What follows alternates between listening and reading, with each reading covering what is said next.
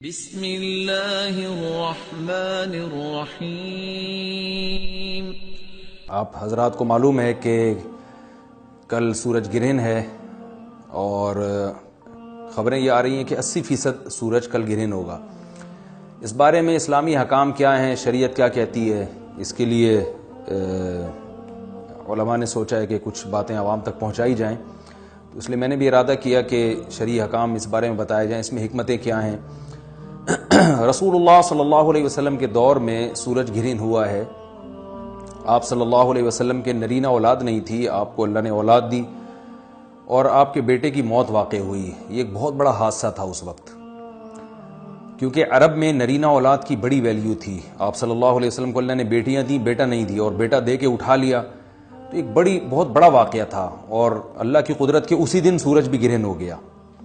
تو عرب یہ کہا کرتے تھے، زمانہ جاہلیت میں یہ بات مشہور تھی کہ کوئی بہت بڑا دنیا میں واقعہ ہوتا ہے تو سورج یا چاند گرہن ہو جاتے ہیں۔ اسی دن سورج بھی گرہن ہوا، تو یہ بات پھیل گئی کہ محمد صلی اللہ علیہ وسلم سید الانبیاء رسول اللہ صلی اللہ علیہ وسلم کے بیٹے کی چونکہ موت واقع ہوئی ہے، اس لیے سورج گرہن ہوا ہے۔ آپ صلی اللہ علیہ وسلم نے اس بات کی تردید فرمائی، اور آپ نے فرمایا ان الشمس والقمر آیتان من آیات اللہ لا ينکسفان بموت احدہما، کہ سورج اور چاند اللہ کی نشانیوں میں سے ایک نشانی ہے، لا ينکسفان بموت احدہما ولا لحیاتہ، نہ تو یہ کسی کی موت کی وجہ سے گرہن ہوتے ہیں، نہ کسی کی زندگی کی وجہ سے، بل یخوف اللہ بہما عبادہ، اللہ ان کے ذریعے اپنے بندوں کو ڈراتے ہیں۔ یہ بخاری مسلم کی حدیث ہے، اپنے بندوں کو خوف زدہ کرتے ہیں۔ تو یہ اللہ کی نشانیاں ہیں، اور آپ صلی اللہ علیہ وسلم نے اس موقع پر نماز کا حکم دیا، اللہ کے سامنے عاجزی اور انکساری کا حکم دیا۔ دیکھیے یہاں ایک بہت اہم پوائنٹ کی بات ہے ان لوگوں کے لیے جو اسلام کے خلاف ہیں، جو محمد صلی اللہ علیہ وسلم سرور دو عالم سید الانبیاء صلی اللہ علیہ وسلم کو سچا نبی نہیں مانتے۔ ان کے لیے اس حدیث میں آپ صلی اللہ علیہ وسلم کی نبوت کی ایک بہت زبردست دلیل موجود ہے۔ ایک واقعہ ہوا ہے آپ صلی اللہ علیہ وسلم کے بیٹے کی موت کا، اور عرب یہ ویسے ہی کہا کرتے تھے کوئی بہت بڑا دن ہوگا تو سورج گرہن ہوگا۔ تو کوئی بھی شخص جو جھوٹا نبی ہو، آپ خود بتائیے کہ کیا وہ ایسے موقع پہ اس واقعے کو اپنے حق میں کیش نہیں کرائے گا، اور وہ یہ کہے گا نہیں کہ میں تو پہلے ہی کہتا تھا میں بہت بڑی شخصیت ہوں، اور میرے بیٹے کی موت ہونا، ایک پیغمبر کے بیٹے کی موت ہونا ہے تو یقیناً یہ اس اللہ کی طرف سے ایک نشانیاں ہے، یہ نشانی ہے سورج کا گرہن ہونا، یہ بتانے کے لیے ہے کہ واقعی یہ بہت بڑا دن ہے، اور میں یعنی یہ بہت بڑا دن اس اعتبار سے کہ ایک نبی کے بیٹے کی موت واقع ہوئی ہے۔ لیکن آپ صلی اللہ علیہ وسلم نے یہ سب نہیں کیا، اور آپ نے بتایا کہ سورج اور چاند کے گرہن ہونے کا کسی کی موت یا زندگی سے کوئی تعلق نہیں، اور آج سائنس نے بھی ثابت کر دیا ہے کہ یہ ایک سائنٹیفک حقیقت ہے کہ جب زمین اور سورج کے درمیان چاند آ جائے تو سورج گرہن ہو جاتا ہے، اور جب چاند اور سورج کے درمیان زمین آ جائے اور سورج کی روشنی چاند تک نہ پہنچ رہی ہو تو چاند گرہن ہو جاتا ہے۔ یہ ایک اس میں عبرت کی بات بھی ہے ان لوگوں کے لیے جو آپ صلی اللہ علیہ وسلم کی نبوت میں شک کرتے ہیں۔ البتہ آپ صلی اللہ علیہ وسلم نے اس موقع پر ہمیں حکم دیا کہ اللہ سے تضرع اور عاجزی اور انکساری کی جائے، اپنے گناہوں کی معافی مانگی جائے، اور نماز آپ صلی اللہ علیہ وسلم نے پڑھی۔ اس پہ بھی بعض لوگ اشکال کرتے ہیں کہ یہ جب ایک نیچرل پروسیس ہے تو اس میں اتنا گھبرانے کی، کیونکہ حدیث میں آتا ہے آپ صلی اللہ علیہ وسلم بہت گھبرائے، تو اس میں گھبرانے کی کیا بات ہے؟ تو یاد رکھیے ہر نیچرل پروسیس جو ایک عام معمول سے ہٹ کر ہو، اس میں انسان کے لیے ایک عبرت کی بات ہوتی ہے۔ ہم دیکھتے ہیں رسول اللہ صلی اللہ علیہ وسلم کے دور میں جب تیز ہوا چلتی تھی اور بارش سے پہلے ہوا چلا کرتی تھی تیز ہوائیں، تو آپ صلی اللہ علیہ وسلم گھبرا کے مسجد کی طرف دوڑتے، عاجزی انکساری کرتے، اللہ تعالیٰ سے یہ کہتے کہ اللہ تو نے تو مجھ سے وعدہ کیا ہے کہ جب تک میں ان کے درمیان موجود ہوں تو ان کو عذاب نہیں دے گا۔ تو یہ خوف کا غلبہ تھا آپ صلی اللہ علیہ وسلم پر۔ کیوں؟ وجہ اس کی یہ تھی کہ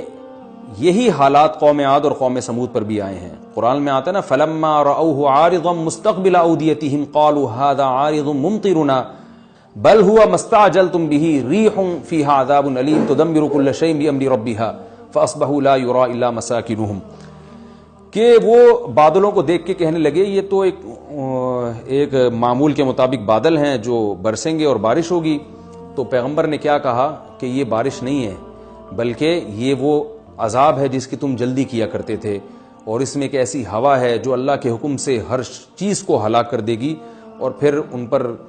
ایک ہفتہ عذاب آیا، اور قرآن کہتا ہے کہ وہ ایسے پڑھ کے ہلاک ہو گئے کہ فَتَرَى الْقَوْمَ فِيهَا صَرْعَىٰ كَأَنَّهُمْ أَعْجَازُ نَخْلٍ خَاوِيَةٍ، اے مخاطب اگر تو ان کو دیکھتا تو ایسے لگتا کھجور کے تنے ہیں جو اوندھے پڑے ہوئے ہیں، تو ایسے ہوا نے ان کو تہس نہس کر دیا۔ تو یہ عام معمول سے ہٹ کے جب بھی اس کائنات میں کوئی تغیر آتا ہے تو وہ اللہ کی نشانیوں میں سے ایک سائنٹیفک حقیقت بھی ہے، اس کی ایک لاجک بھی ہے، لیکن اس کے ساتھ ساتھ اللہ کی نشانیوں میں سے ایک نشانی بھی ہے، اور ایسی نشانی ہے جس سے ہمیں ڈرنا چاہیے کہ اللہ تعالیٰ کو اختیار ہے، وہ جب چاہے سورج کی روشنی چھین لے، چاہے کسی بھی طرح سے چھینے۔ اور یہ بھی ایک سائنٹیفک حقیقت ہے جو آپ صلی اللہ علیہ وسلم کی نبوت پر جس نے ایک مہر لگا دی ہے کہ سورج اور چاند کا گرہن ہونا، اگرچہ اس کی ایک لاجک ہے کہ چاند سورج کے سامنے آ جائے تو سورج گرہن ہو جاتا ہے، لیکن اس بارے میں جو ہماری تحقیق ہے، جو سائنسدان کہتے ہیں کہ یہ وقت یعنی خطرے کا وقت ہوتا ہے، سورج سے ایسی خطرناک ریز نکلتی ہیں جو نقصان کا سبب بن سکتی ہیں، تبھی بعض حضرات سورج کی طرف دیکھنے سے بھی منع کرتے ہیں،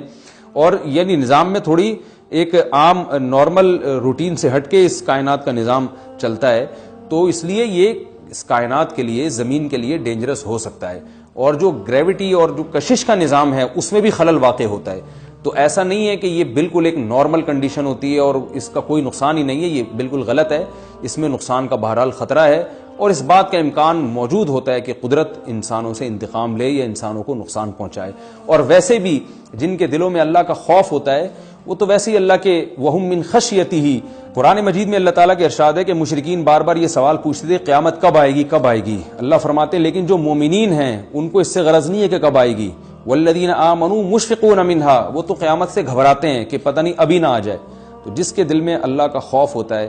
اس کے زندگی گزارنے کا طریقہ کچھ اور ہوتا ہے، وہ بات بات پہ اللہ سے ڈرتا ہے، اس کو اللہ سے ڈرنے کا بہانہ چاہیے، اس کو توبہ کا بہانہ چاہیے۔ تو اس بحث میں پڑھنا کہ یہ تو ایک لاجیکلی ایک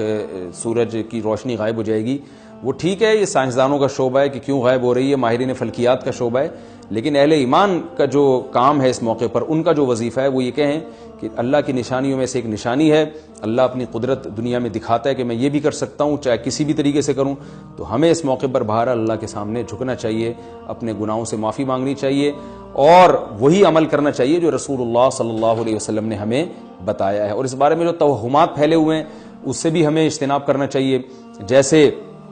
نبی صلی اللہ علیہ وسلم نے عربوں کے وہم کو دور کیا ہے، بھائی اس کا کسی کی موت اور زندگی سے کوئی تعلق نہیں ہے، تو اسی طرح آج کل لوگوں میں ایک سورج اور چاند گرہن ہونے کے بارے میں وہم بھی بہت ہے کہ پتہ نہیں کیا ہو جائے گا، حاملہ عورتیں نہ نکلیں، فلانا نہ کرے، اور فلانا خربوزہ نہ کھائے، اس موقع پر کسی نے تربوز کھا لیا تو یہ ہو جائے گا، الٹی الٹی باتیں پتہ نہیں کیا کیا مشہور ہیں، یہ خربوزے تربوز کی تو میں ویسے ہی مثال دے رہا ہوں۔ تو کوئی بھی چیز جب کہنی ہو تو پوری طرح سے اس کی ریسرچ کریں۔ مجھے نہیں پتا حاملہ عورت کو فائدہ ہوتا ہے نقصان ہوتا ہے سورج گرہن ہونے سے، لیکن اگر نقصان بھی ہوتا ہے تو اس کی کوئی مستند دلیل ہونی چاہیے آپ کے پاس، ایسے ہی سنی سنائی باتیں آگے نقل نہ کریں۔ تو بہرحال ہمیں جو کرنے کا کام ہے، جو رسول اللہ صلی اللہ علیہ وسلم نے بتایا ہے، وہ کام بخاری اور مسلم کی حدیث کے مطابق نماز ہے، انفرادی بھی ہے، جماعت سے بھی ہے، مستحب یہ ہے کہ جماعت سے نماز پڑھی جائے مسجد میں یا کسی بھی میدان میں، اور 2 رکعتیں امام پڑھائیں گے، اور اس میں سرن تلاوت بھی کر سکتے ہیں، جہری تلاوت بھی کر سکتے ہیں، دونوں رائے ہیں علماء کی۔ آج کل جہری کو اس لیے ترجیح دی جاتی ہے کہ صلاۃ کسوف میں جو رسول اللہ صلی اللہ علیہ وسلم کی سنت ہے وہ لمبی نماز ہے، تو لمبی نماز پڑھیں گے تو اگر آپ آہستہ آواز سے پڑھیں گے تو لوگوں کو تھکاوٹ کا احساس زیادہ ہوتا ہے، جہری پڑھیں گے تو تھکاوٹ کا احساس کم ہوتا ہے، تو اس لیے